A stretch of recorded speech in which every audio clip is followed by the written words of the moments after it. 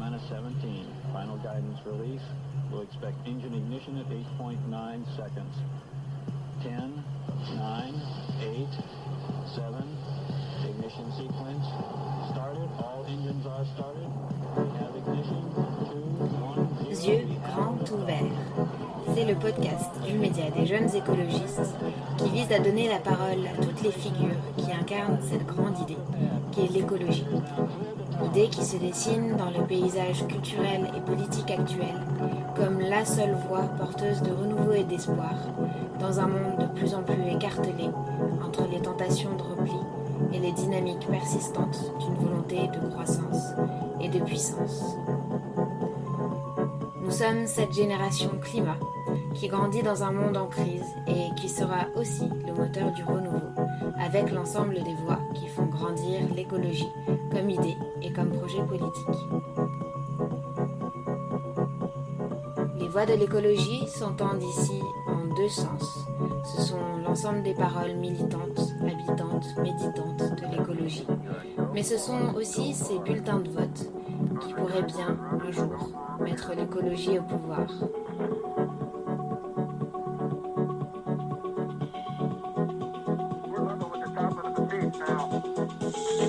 Au cours de ce podcast, nous allons donc essayer de défricher les voies VOIES de l'écologie en compagnie des femmes et des hommes qui, aujourd'hui, font bouger les lignes en pensant et faisant advenir le monde de demain.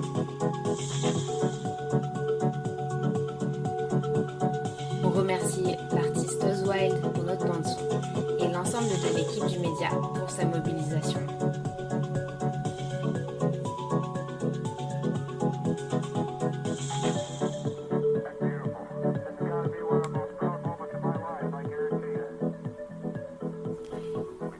Spécial municipal, entre janvier et mars 2020, on fait le tour des communes et des campagnes. Aujourd'hui, le tour des communes part à la découverte de Rambouillet. Rambouillet, c'est une petite ville à 45 km de Paris. Nous allons rencontrer David Juttier, qui est le tête de liste de la liste Rambouillet en commun. Nous avons rendez-vous sur le marché pour une séance de tractage et une balade dans la ville. Au cours de cette balade, nous prenons le temps d'échanger avec lui. Vous avez vu 35 minutes de Paris, et donc c'est un territoire qui est un petit peu particulier parce que c'est un territoire de transition, c'est un territoire de marche. On n'est plus dans le continuum urbain parisien. Vous avez pris le TER, au bout d'un moment, on sort, d'un seul coup c'est les champs, c'est la forêt. Après une petite ville qui s'appelle les Essarts-le-Roi, Coignières, les Essarts, ça s'arrête et on rentre vraiment dans un paysage qui est de plaines et de forêts, qui est un paysage provincial. Et Rambouillet fonctionne vraiment comme une ville de province. Il y a une identité rambouillitaine, même si on est à 35 minutes de Montparnasse. Il y a des réseaux qui sont associatifs, qui sont d'affinités, des groupes qui fonctionnent vraiment comme une ville de province. Et ça donne à Rambouillet une ambiance et un caractère qui est vraiment très très sympathique. C'est vraiment un territoire où il fait bon vivre, les gens aiment leur territoire, ils sont attachés. Ça fait pas une ville dortoir en fait Ça fait pas une ville dortoir. D'accord. Souvent, effectivement, aussi, les gens qui veulent dénigrer un peu ou qui sont pas contents disent Rambouillet, ville dortoir, etc. En fait, c'est pas vrai. C'est pas vrai du tout. Il y a effectivement beaucoup de personnes qui font des navettes quotidiennes parce que 66% des personnes travaillent en dehors du territoire, en dehors de l'agglomération en fait, de la communauté d'agglomération. Mais pour autant, il y a une identité, il y a une vie locale qui est très forte.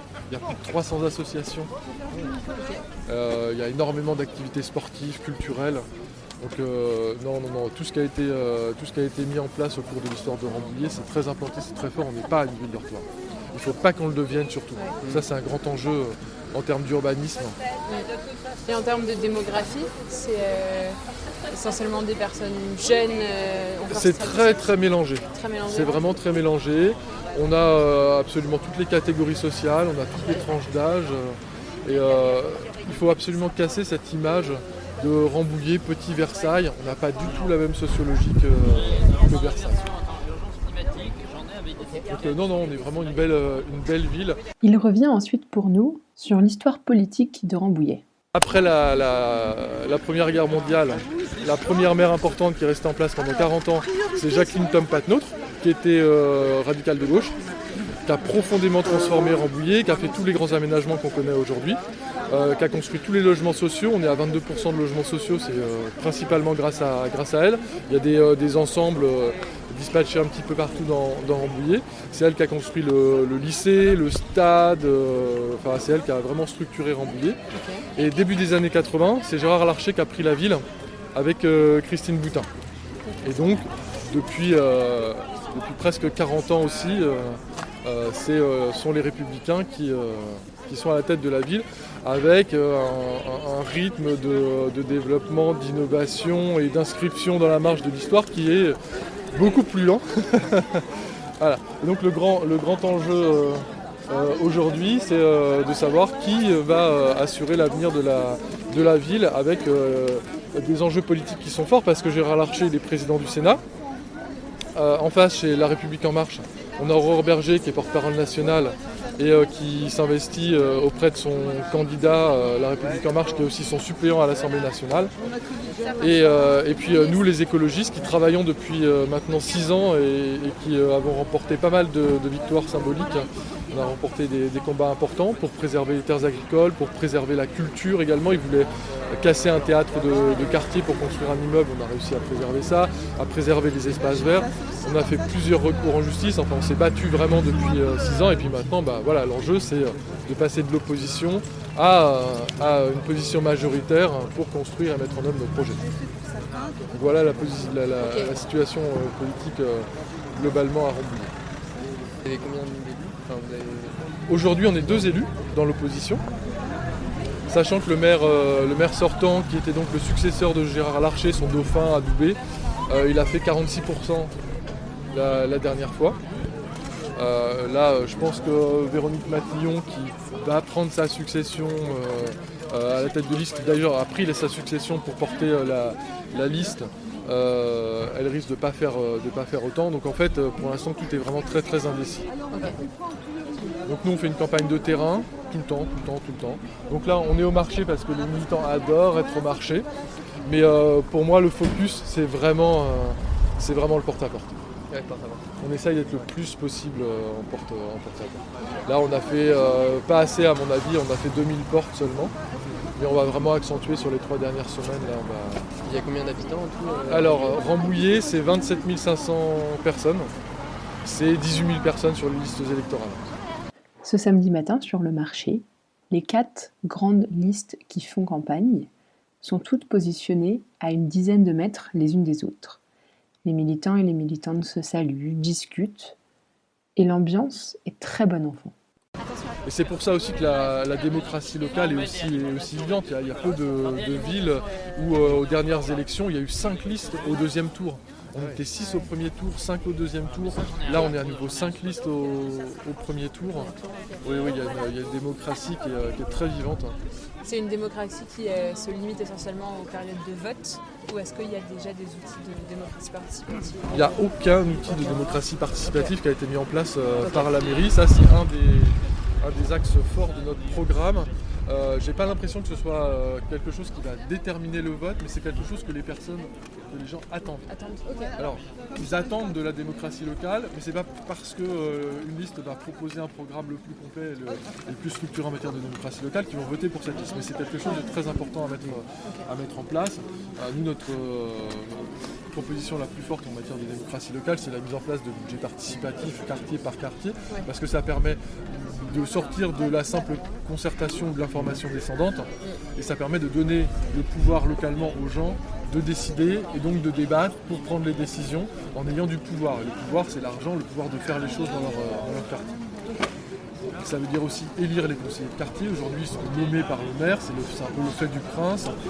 Il faut aussi rendre beaucoup plus transparents les débats en conseil municipal. Enfin, on a énormément de choses à réinventer parce que la démocratie locale, elle n'a jamais été mise en place. Okay. Donc c'est vraiment très enthousiasmant parce qu'on a plein de choses à mettre en place. On a vraiment inventé le Rambouillet et le territoire de Rambouillet de demain. C'est pour ça d'ailleurs que vous avez cette effervescence. Regardez là autour de nous, on a au moins 40 militants et militantes qui sont sur le marché, les écologistes et puis les autres listes concurrentes. Voilà, là on a, je sais pas combien on a de militants écolos, peut-être une douzaine, quelque chose comme ça, et les autres sont au moins aussi nombreux. ça débat beaucoup. On a eu un débat télévisé qui était très riche, très intéressant. Sur les réseaux sociaux, ça débat énormément.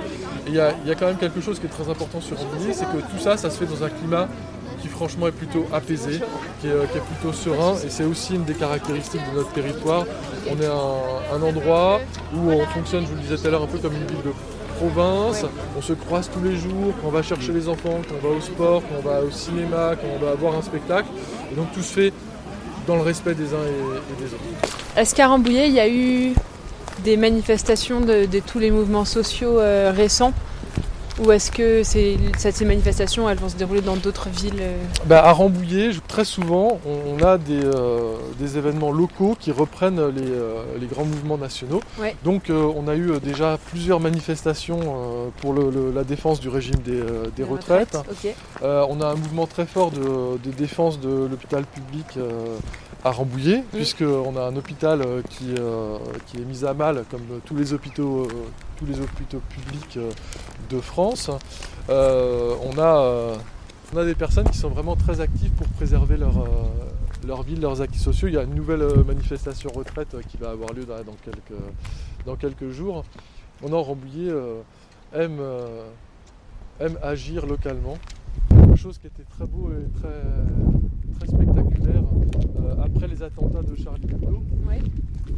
Il y avait bien sûr ce grand rassemblement à Paris et nous on pensait simplement rejoindre la manifestation parisienne et énormément de personnes nous ont sollicité, nous les élus écologistes, parce qu'ils se disaient très bien que les autres élus ne feraient pas, en nous demandant mais à Rambouillet qu'est-ce qu'on fait pour Charlie, et devant la multitude des demandes de personnes qui voulaient un événement local, on a contacté préfecture, police et on a envoyé des invitations.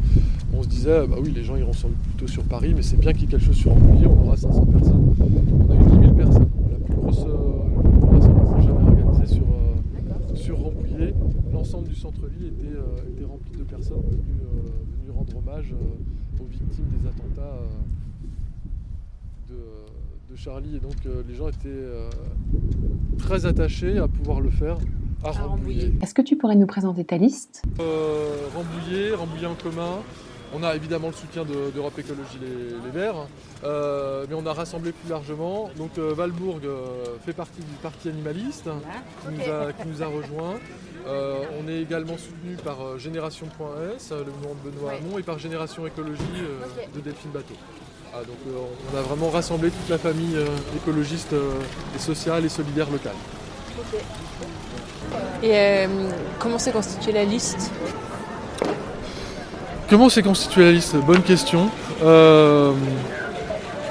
Elle s'est constituée à partir des personnes qui étaient déjà engagées avec nous de longue date, qui nous suivaient, qui nous aidaient, qui étaient mobilisés, des écologistes engagés, des associatifs. On a également des personnes engagées dans la lutte syndicale. Et puis aussi beaucoup de personnes qui sont conscientes qu'il faut qu'on fasse évoluer Rambouillet et qui se sont dit c'est maintenant, il faut qu'on s'engage. Et on a construit la liste avec ce type de personnes. On a veillé à avoir une représentation de tous les quartiers de la ville, à avoir une mixité en termes d'âge aussi. Et de toute façon, ça fait maintenant 6 ans qu'on est élu, on connaît bien le territoire, on connaît bien la ville. On avait tout un groupe derrière nous. Donc voilà, le programme il s'est fait assez simplement, assez naturellement. Mais vous aviez déjà un programme en 2014? On avait déjà un programme en 2014 qu'on a évidemment fait évoluer. Et puis surtout, le programme là, il est issu de nos 6 années de travail à la mairie, de nos 6 années de combat sur le terrain pour préserver les terres agricoles. On s'est battu pour la culture populaire. Donc on connaît bien le territoire. Le programme il s'est fait assez naturellement. Rambouillet, c'est dans une communauté de communes?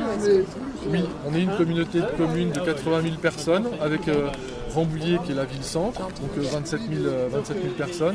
Et autour, 35 petites villes ou villages qui sont dispersés dans les plaines, les forêts, les champs.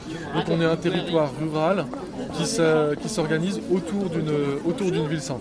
Il arrive à avoir des connexions entre ces villes et ces villages au sein de la... Le grand enjeu, c'est justement de porter un projet de territoire qui soit cohérent. Aujourd'hui, l'agglomération, elle fonctionne plutôt comme un club de communes, avec 36 communes qui voient leurs petites problématiques et puis qui les rapportent au niveau de l'agglo et qui voient ce que l'agglo peut faire pour eux. Et il n'y a pas de projet de territoire cohérent. Et ça, c'est un des grands enjeux, en particulier en termes de transport et de mobilité. En matière, évidemment, de transition écologique, on a énormément de choses à inventer. On a un territoire qui s'y prête beaucoup, on a énormément de ressources naturelles.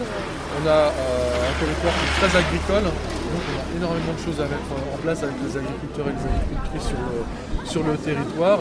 On a un massif forestier qui fait un peu plus de 20 000 hectares, qui est formidable. Et la filière bois, localement, elle est inexistante. Donc aussi en termes d'économie locale, en termes de circuits et de filières bois locaux, on a tout à mettre en place. Donc il n'y a pas d'invective, voilà. Tu restes combien de temps? C'est pour savoir en fait, parce que Delphine avait une idée de te promener entouré de nous. Ah oui, voilà. oui, vous Est-ce pouvez. que c'est une bonne idée ou En pas? plus, est-ce que faire juste au moins un passage où il y a un peu de monde autour de toi? Ouais. Ils le font tous. Du tractage volant. Ouais, c'est ce qu'on va Ouais. faire. Nous, on part déjà devant et Voilà un des principaux problèmes de Rambouillet, la circulation en cœur de ville. Donc c'est génial, on est samedi matin, c'est le marché et voilà, ça circule de partout. Il y a peu de place de Ça, c'est, en stationnement. fait, c'est un peu la rue principale ici. Ouais, ça c'est la principale artère commerciale. Si, il y a plein de places. Hein. Il y a un grand parking là, à la rue qui remonte là. Ok. À 20 mètres, il y a un parking. Et la sortie se fait juste là au niveau des panneaux D'accord. de signalisation. Donc oui, si. Et il y a un autre parking à l'autre bout du marché. Donc il y a bien assez de parking souterrain, il n'y a pas de souci. Ça pourrait être piéton. Ouais, ça pourrait être complètement piéton. Ça pourrait être aussi débarrassé des places de parking sur voirie. Excuse-moi, Oui. vous avez pas vu des gens de la police municipale? Si, il y a une voiture police municipale qui a tourné. Ah ouais, Pourquoi bon, parce que là il y a un abruti qui bloque, qui est complètement encastré dans les trucs à vélo Ah ouais. avec sa moto. J'ai failli. Ah bon, non mais ça va, il bloque rien là. C'est pas réglementaire. J'ai pas pu accrocher mon vélo. Ah bon? J'ai dû encastrer, c'est moi qui ai dû encastrer mon vélo entre des vélos. Et sur les transports, justement, il y a... moi j'ai l'impression qu'il y a un peu de tout, parce qu'on a vu des transports en commun quand on était à la gare, des bus. Ouais. Il y a le train, mais aussi pas mal de voitures. Mais apparemment, il y a aussi beaucoup de gens qui font du vélo. Oui, il y a beaucoup de gens qui font du vélo. On a eu presque 300 réponses là au dernier questionnaire de la Fédération des cyclistes urbains qui s'appelait Parlons vélo, pour savoir un petit peu quel était le sentiment des utilisateurs dans les différentes villes. Presque 300 réponses, c'est vraiment beaucoup pour une ville de la taille de Rambouillet. Les gens sont très mécontents. En fait, la note de Rambouillet ne cesse de se dégrader en ce qui concerne les circulations à vélo.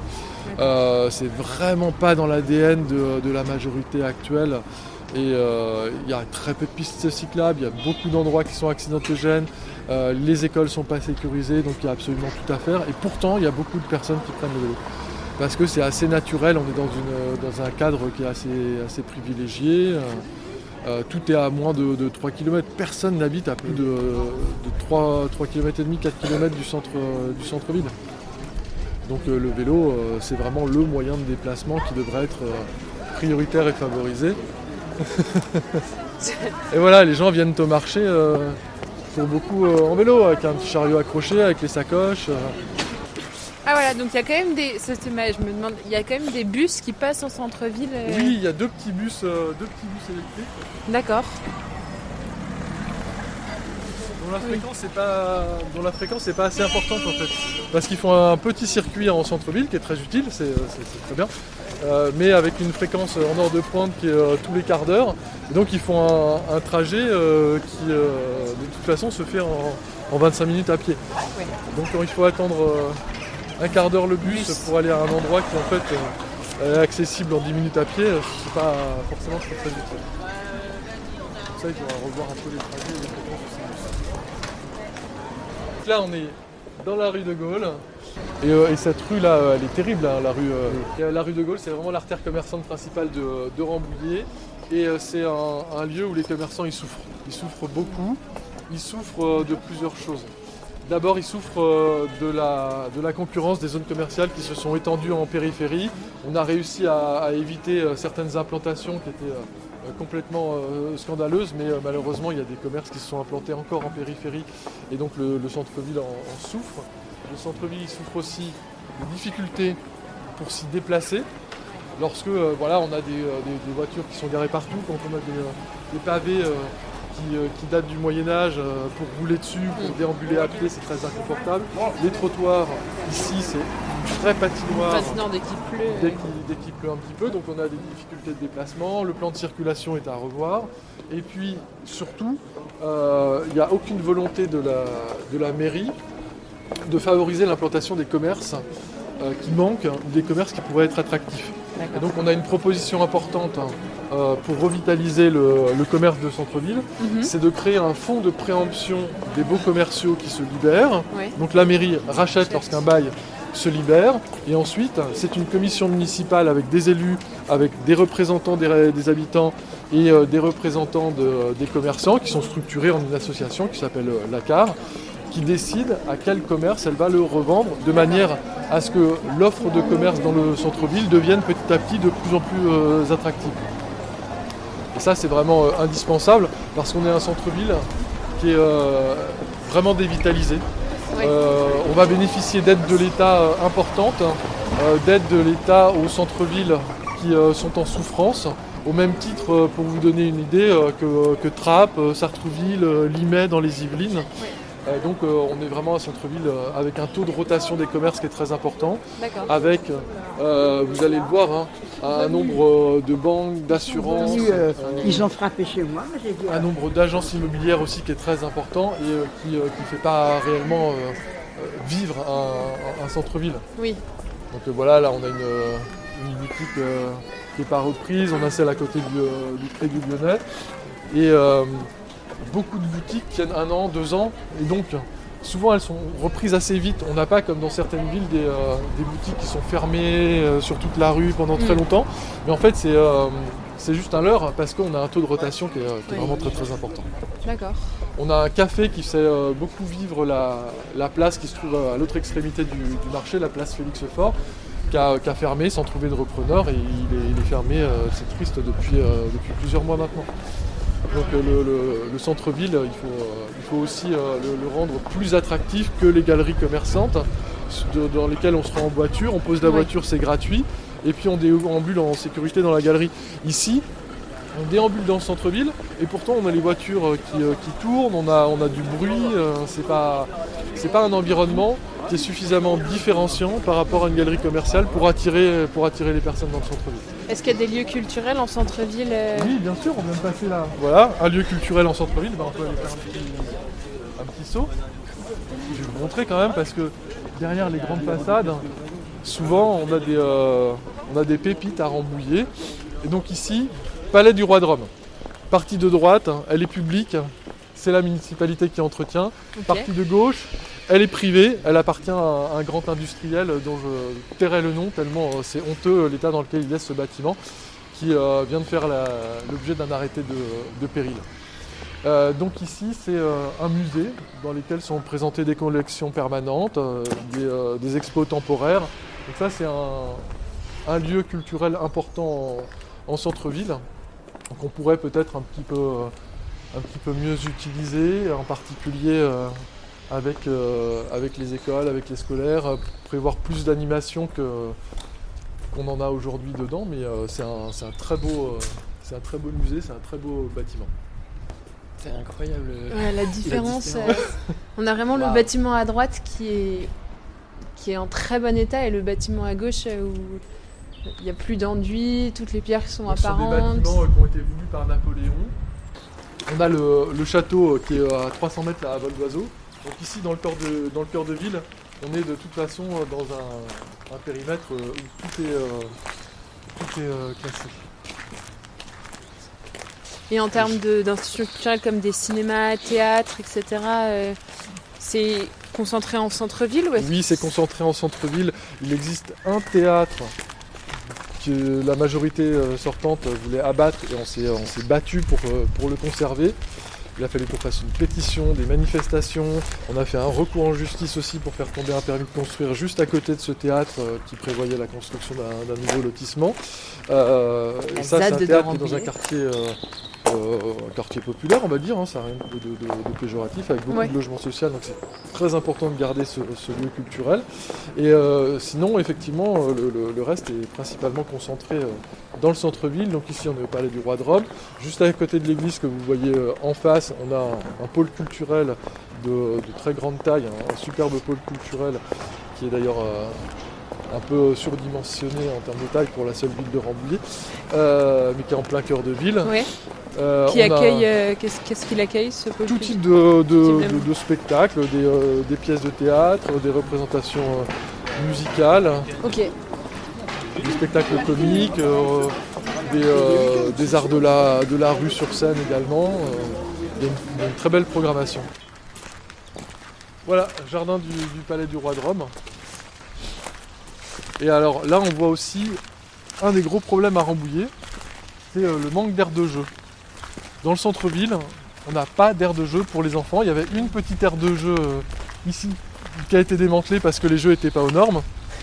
Et alors plutôt que de remettre des jeux aux normes, juste on les enlève comme ça. Voilà. Ah, c'est sûr qu'il n'y aura pas d'accident, il n'y aura pas de problème, mais il n'y a plus non plus d'aire de jeu pour les enfants. Donc voilà, on a comme ça à Rambouillet des petits espaces qui sont charmants. Il y a une grande pelouse, une petite pergola, un étang avec une petite fontaine. Et en ce matin où il fait beau, le lieu est paradisiaque. Ah, c'est vraiment bucolique à souhait. Et voilà, bon, tout ça, c'est là, c'est une richesse patrimoniale assez exceptionnelle, à une demi-heure de Paris à peine. Et maintenant, il faut absolument un vrai projet pour le faire vivre, pour permettre aux habitantes et aux habitants d'en profiter, de se l'approprier, remettre des aires de jeu. Là, c'est quand même pas compliqué de réinstaller des jeux pour les enfants. Donc voilà. Et du coup là on est sur le marché, est-ce que c'est essentiellement des producteurs locaux? Enfin, du coup la question peut-être plus générale c'est Non, là les denrées que vous avez sur le marché elles viennent d'un petit peu partout. D'accord. Ça c'est quelque chose qui a à structurer avec les agriculteurs locaux. On a un prestataire qui choisit les forains qui s'installent, donc il faudrait revoir dans sa délégation ou alors en reprenant cette compétence en régie directe, revoir un petit peu les critères de choix des forains en mettant justement des critères d'approvisionnement local. Est-ce qu'il y a une volonté du coup d'inscrire Rambouillet dans une dynamique de territoire au niveau des... Aujourd'hui c'est Sodexo qui fournit les cantines scolaires. Donc nous le projet c'est de récupérer en régie directe la restauration scolaire. Non seulement parce que ça nous permettra d'augmenter progressivement la part du bio dans les cantines pour arriver à 100% à la fin du mandat, ça c'est le projet. Et puis aussi parce que la commande publique c'est un levier extrêmement important pour mettre en place une filière agricole et maraîchère bio locale. Si on sécurise des maraîchers qui s'installent en leur disant il n'y a pas de problème, tout au long de l'année, on va vous acheter vos fruits, vos légumes, vos denrées pour les servir dans les écoles de Rambouillet, et ben ça permet tout de suite d'installer des personnes. Oui. Les banques suivent et ça permet de structurer une filière locale. Non, on va voter. Mais la commande publique, d'une manière générale, elle est extrêmement importante. Si par exemple, on souhaite mettre en place, et c'est le cas, une filière bois locale, ça veut dire aussi que dans la commande publique, il faut absolument privilégier les producteurs locaux et la production locale. Ça, c'est quelque chose qui est trop peu utilisé aujourd'hui à Rambouillet, le levier important que constitue la commande publique. Donc voilà, si vous voulez acheter un bien sur Rambouillet, la taxe d'habitation est dans la moyenne des villes de la même taille. Par contre, les recettes qui en sont issues sont 40% supérieures aux recettes fiscales des autres villes de la même taille. On prend une base locative, je te donne un exemple. Tu payes 10 000 € de loyer par an. Okay. La commune vote un taux de taxe d'habitation, une taxe foncière. Ici, le taux il est à 18%. Ça veut dire que si tu habites un logement dont le loyer est ou devrait être de 10 000 euros si tu es propriétaire, tu fais 18% de 10 000 et ça fait 1 800 euros de taxe d'habitation. Oui. Et puis après, tu as les différents abattements en fonction de la composition du foyer. Ça veut dire que ici, les bases fiscales, elles sont beaucoup plus élevées que dans la moyenne des villes de même taille. L'immobilier est cher pour une ville de cette taille-là. Et ça, c'est un vrai problème parce que les jeunes qui habitent Rambouillet et qui commencent après dans la vie active, souvent ils sont obligés de partir de Rambouillet. Et puis ça rend Rambouillet peu attractif pour les familles nombreuses, les classes moyennes. Et donc ça c'est un vrai souci. Après, on a 21,5-22% de logements sociaux, dont certains qui sont très bien, d'autres qui sont à réhabiliter complètement, comme partout. Ce que je vous propose du coup, c'est qu'on passe par le parc. Allez. Et toi tu viens d'ici non Non, je suis arrivé ici il y a une douzaine d'années en fait. Voilà, pour des raisons professionnelles, j'avais besoin d'une ville à côté de Paris. Et donc on a regardé, oh là là, Rambouillet ça a l'air sympa. Moi je suis un passionné de nature, d'ornithologie, je suis naturaliste. Donc c'était vraiment parfait. Il y a une vie associative, ce que je vous disais tout à l'heure, qui est très riche. Il y a énormément de clubs de sport. On a un pôle culturel. C'est une ville pour venir s'installer avec sa famille est vraiment idéal. Et comment t'en es arrivé à t'engager en plus pour le municipal? En fait, moi je suis écologiste de formation. J'ai un parcours universitaire de biologiste et j'ai toujours été très engagé dans des associations naturalistes. Et à un moment donné, aller étudier la nature, relever, collecter des données, faire des observations, c'est bien, mais on voit que la biodiversité est en train de s'effondrer, tout chute, c'est assez dramatique.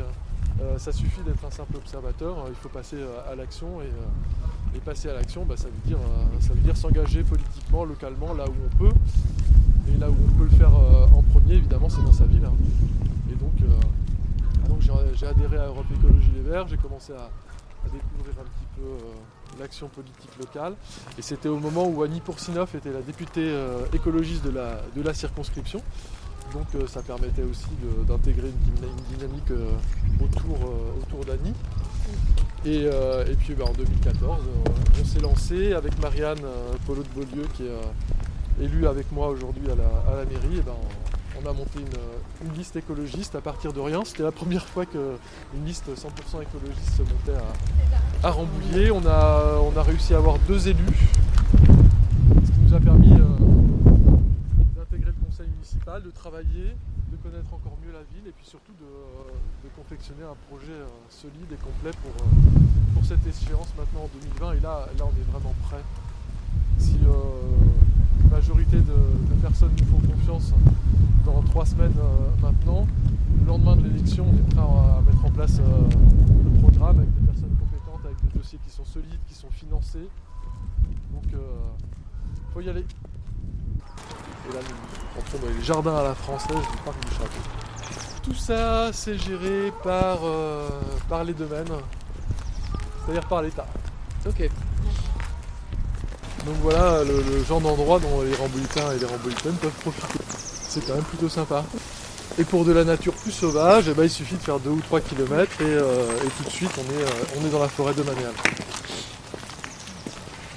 Forêt domaniale où ce matin, puisqu'on est samedi, se déroule encore malheureusement une chasse à courre.